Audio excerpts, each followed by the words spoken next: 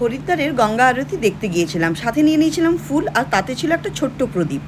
প্রবহমান গঙ্গা নদীকে দেখে এতটাই ভালো লাগছিল যে কী আর বলবো। একদম সূর্য অস্ত গিয়েছে, তারপরেই ধূপ জ্বলে গেছে। ধূপগুলো দেওয়া হয়েছিল গঙ্গা নদীর পাড়ে, আর এখানে ছিল বাবার একটা শিবলিঙ্গ। আর ভিড় উপচে পড়েছে অপোজিট সাইডে। এটা গঙ্গা নদীর মন্দির, আর এখানে শুরু হয়েছে গঙ্গা আরতি।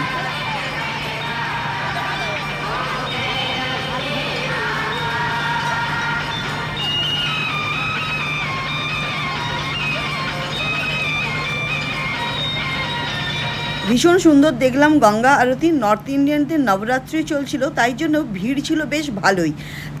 এরপর দিয়া জ্বালিয়ে ফুলের ভেলাটাকে ভাসিয়ে দিলাম গঙ্গা নদীর বক্ষে।